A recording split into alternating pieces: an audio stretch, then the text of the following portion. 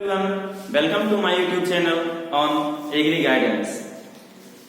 तो आप लोगों ने मेरे पिछले लेक्चर में देखा था कि फसलों का वर्गीकरण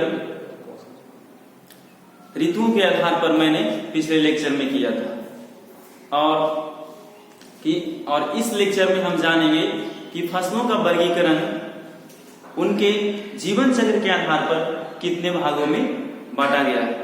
जैसे मैंने पिछला लेक्चर में उनके ऋतुओं के आधार पर खरीफ फसल, रबी फसल और जायद फसल के बारे में बताया था, और इस बार हम लोग देखेंगे कि उनके जीवन चक्रों के आधार पर फसलों को कितने भागों में बांटा गया है।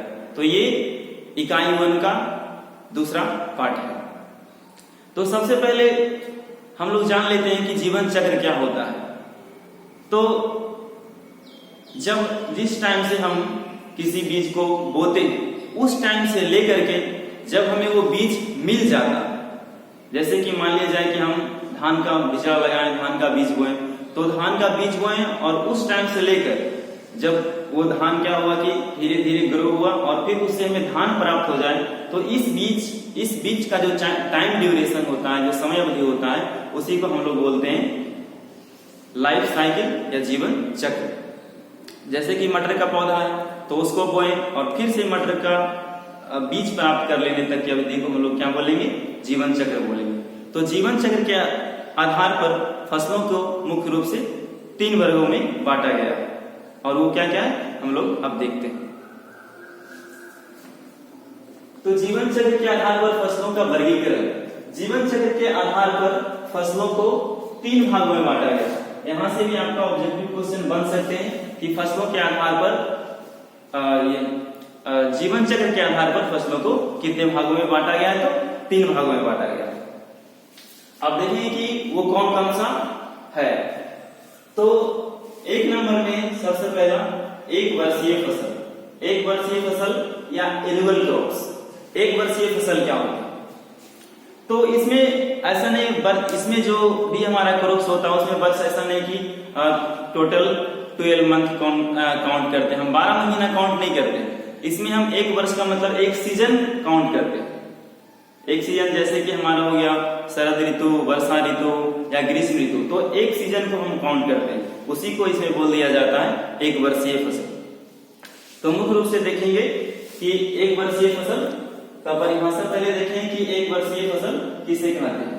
तो वैसी फसलें जो अपना जीवन चक्र 1 वर्ष या इससे कम समय में पूरा कर लेती है, तो उसे हम लोग क्या बोलते हैं, 1 वर्षीय फसल। यानी कि वैसी फसलें जो 1 सीजन या उससे कम समय में अपना जीवन चक्र पूरा कर लेगी, तो उसे हम लोग क्या बोलते हैं, 1 वर्षीय फसल बोलते हैं।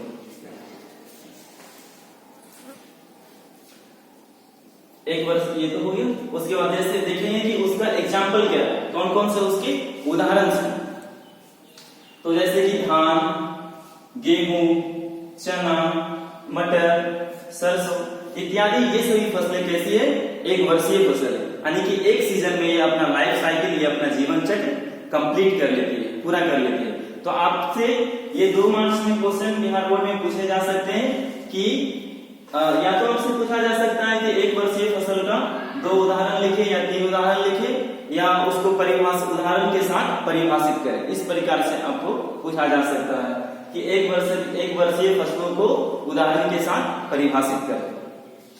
उसके बाद है हमारा द्विवर्षीय फसलें। तो द्विवर्षीय फसलें 1 वर्ष में अपना वो पूरा लाइफ साइकिल कंप्लीट कर रहा था, तो उसके बाद अब ये द्विवर्षीय फसलें, तो इसमें क्या करेगा कि अपना ये जो लाइफ साइकिल होगा ये 2 सीजन में कंप्लीट करेगा। 2 वर्ष कहने का मतलब 2 सीजन।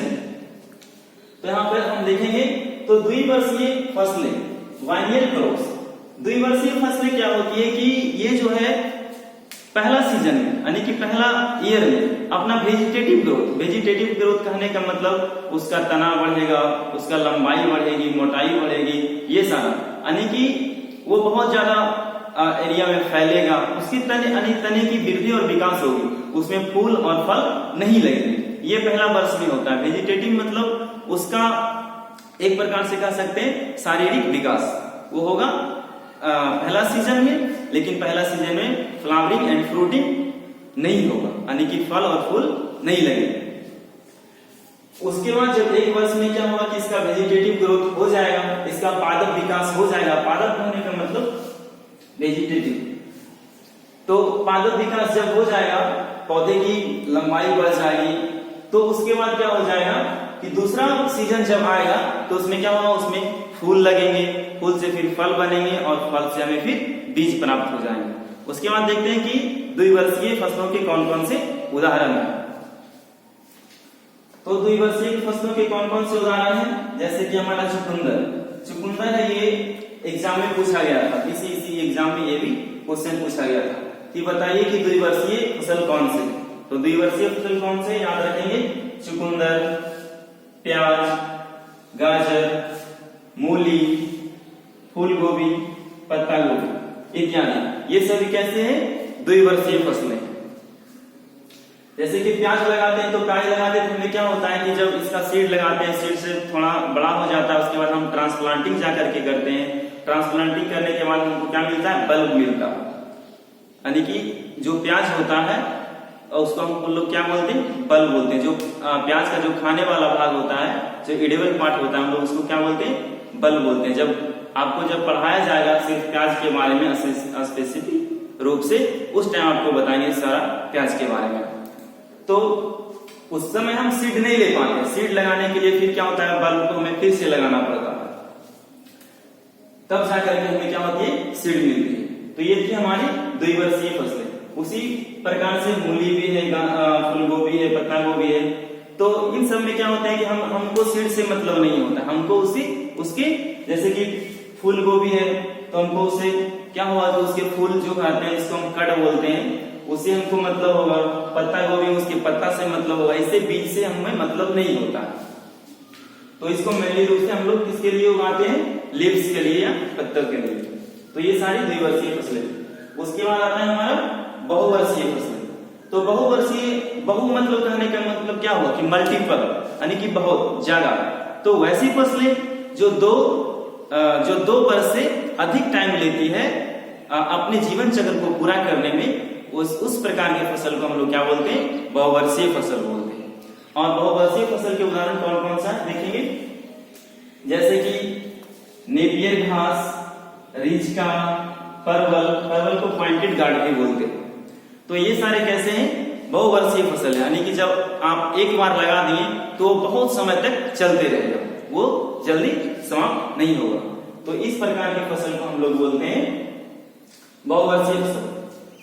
और आप लोग जितने भी हैं इसको नोट कर लें और सही से अपने कॉपी में उतार लें, ताकि आपको याद करने में भी मदद मिलेगा। यहाँ लिखा हुआ है सीड टू सीड, मतलब वही हमने जीवन चक्र लिखा है, फसलों का जीवन चक्र, यानी कि जब हम सीड को बोएं और सीड के लेने तक के समय को जो हम लोग क्या कहते हैं, फसलों का जीवन चक्र, यानी कि सीड टू सीड। तो इस लेक्चर में इतना ही। Thank you. Like, subscribe and comment जरूर करें। यदि आपको किसी प्रकार की भी समस्या हो तो आप कमेंट बॉक्स में कमेंट करें, आपको जवाब दिया जाएगा। Thank you.